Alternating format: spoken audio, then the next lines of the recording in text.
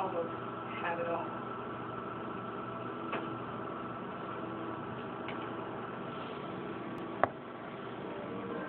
So were you nervous the first time you had to talk on air? Oh my goodness, yes. I was nervous just for the whole show.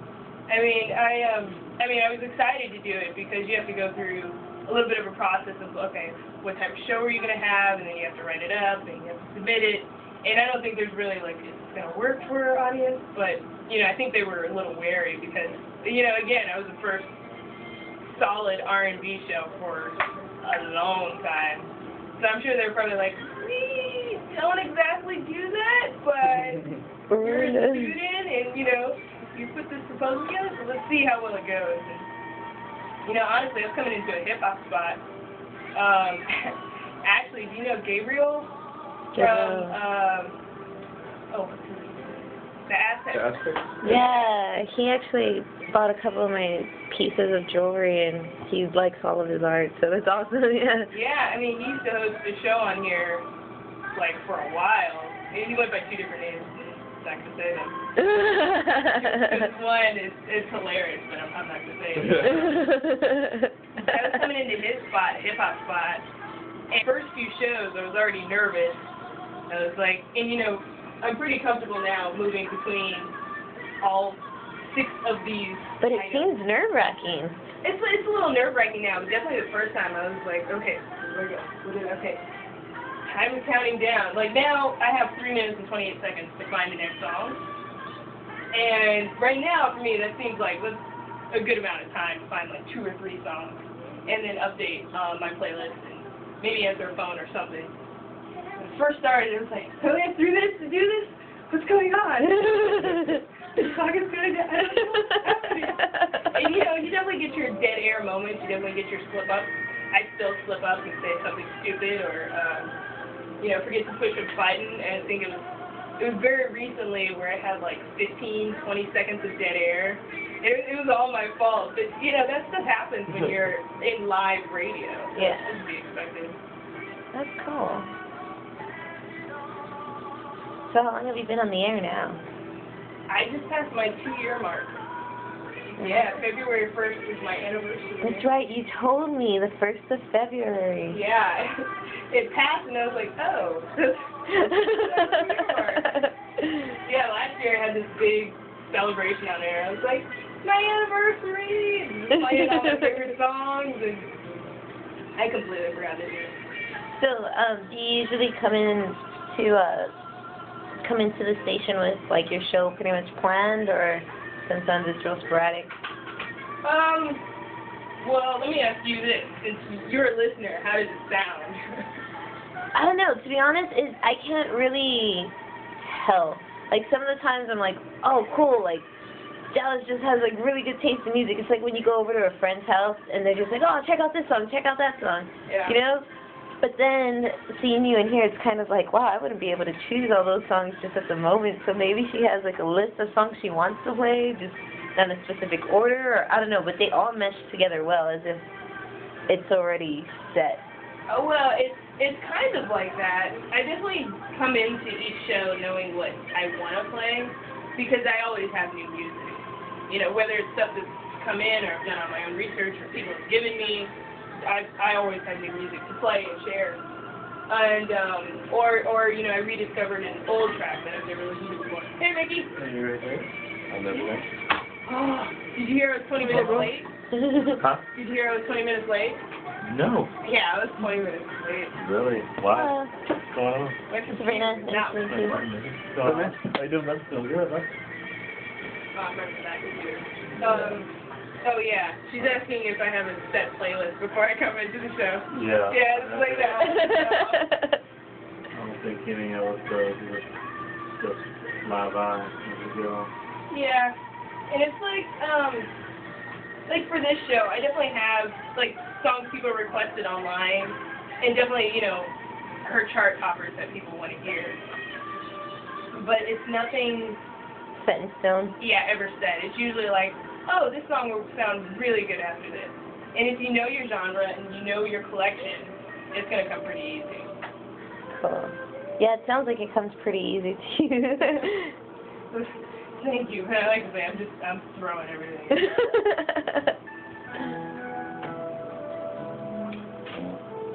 Just don't have that version. What version?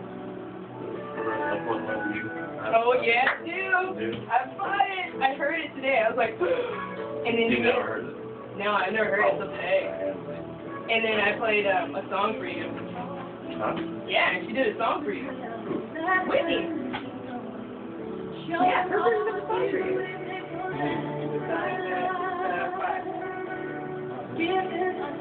I'm surprised. Like, what? I was surprised. I think, you know, this is such a classic, iconic song. It's bound that everybody's going to cover it. So I was like, she really covered it? I'm surprised I didn't hear anything about it. And then it goes into another lobby.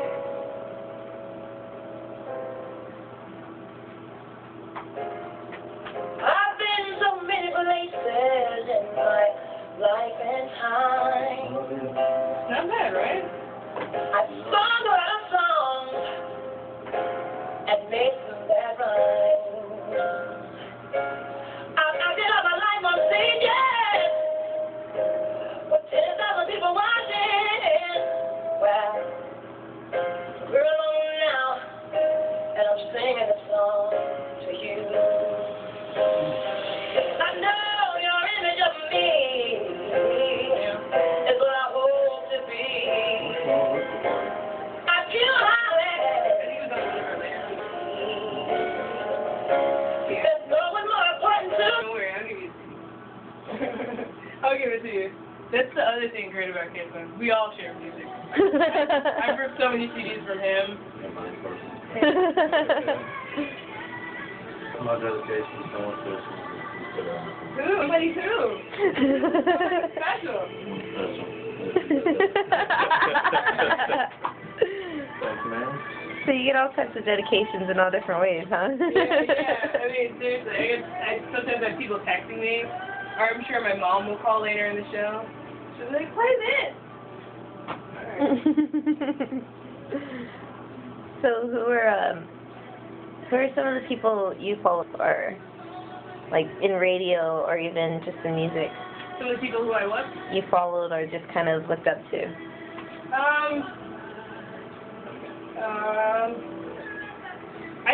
I love Kid Craddock's show. Kid Craddock in the morning. Yeah? Yeah, I listen to his show almost daily. I used to listen to it, like, definitely, daily, and then I didn't have to get up that early anymore, so.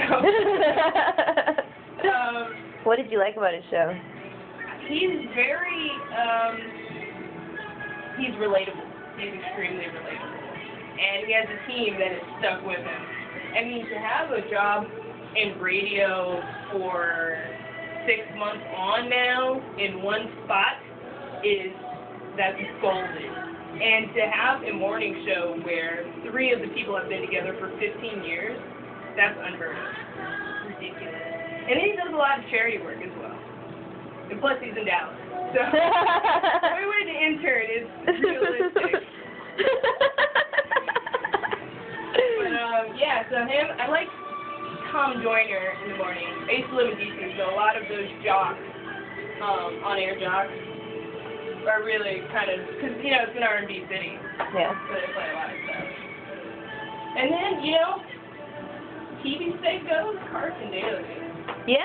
I love Carson Daly. I love his show. I can't lie, like I liked MTV a lot better when he was on there doing the whole Right? Total Request Live. Alright, I gotta go under her.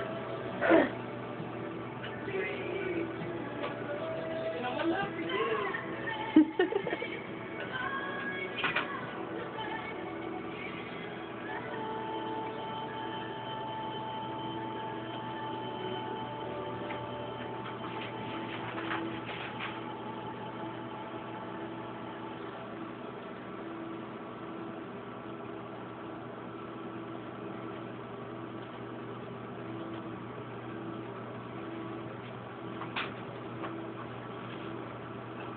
KS1AM, San Antonio College Radio 90.1 FM. Got some Whitney Houston requests going on right now. This one's really special. This one is from Roger to his wife Rocio, and the song is Saving All My Love. I like this song. So do you get a bunch of love requests? Of course, because it's R&B. I wish I got more, but, you know, sometimes when I'm like when my sister got engaged, I was like, my sister just got engaged. I had a bunch of those requests, because, you know, I specifically asked for them. And then I had, of course, the Valentine's Day show. That was an awesome show. Anthony did a great job. Like, it went well with your show. You know what I mean? Yeah, thank you. I wish I had done, I mean, there are a few things I wish I had done differently. Like, it was definitely an old school show, which, don't get me wrong, I listen to all that stuff, and I love it. But I wish there were a few more, you know, present day artists that, you know, I could have been like, yeah, that's awesome, you can go see them. I wish there were new present day artists that do that, period. I guess I need to dig a little bit deeper, but I don't know, I like R&B a lot, and growing up I would listen to Heartbeats a lot on the beat, but it got too corny for me because you would hear a bunch of you would hear the requests and almost lined up, and I felt that it took too much time away from the music, and then the music quality itself became way too mainstream. You know, I think Heartbeats does a really good job of taking requests, and I actually spoke with him. You know, I had the opportunity to sit down with him and interview him for a class project. Cool. He was like, you know, 90% of the heartbeats are to or from people who are incarcerated. So I was like, okay. Yeah. That was cool. You know, and I respect that show. I just wish they would update their music category. Exactly. That's what it is. Because, they play, and don't get me wrong, I love those songs, but, I can name all of the songs they're going to play for Heartbeats. Cupid by 112. Yes. Good song. Don't want to hear it every night. I've been hearing it every night on the beat since, freshman year or something. Yeah, you know, Shy. What's the name of that song?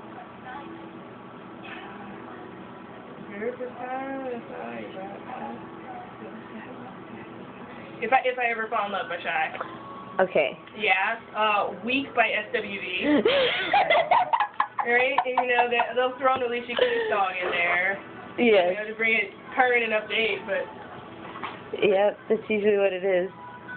And that's true, because you hear a lot of people, and I'll think about it sometimes, why are they, these people are on here talking and stuff, and they're like, it goes out to so-and-so, and da-da-da. I'm like, these are such heartfelt dedications, this is strange. And you can just tell the person, and they always say, you know, he's going to be out in a couple of months or something, and I'm like, oh...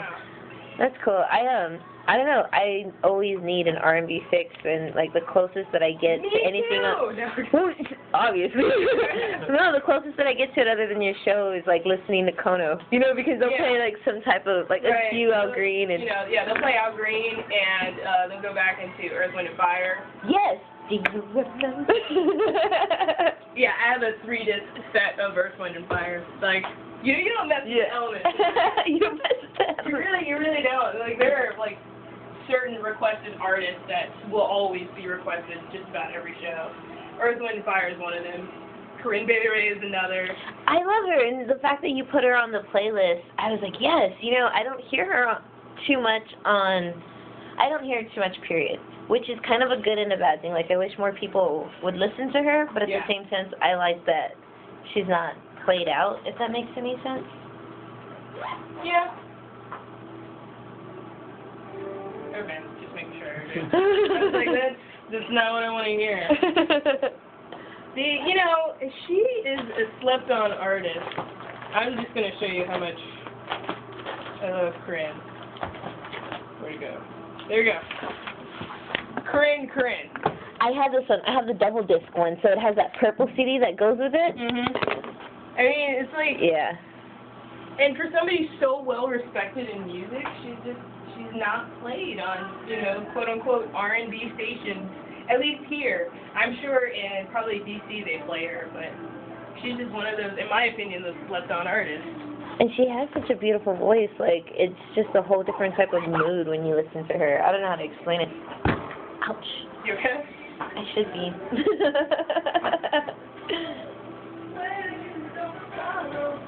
love this song too.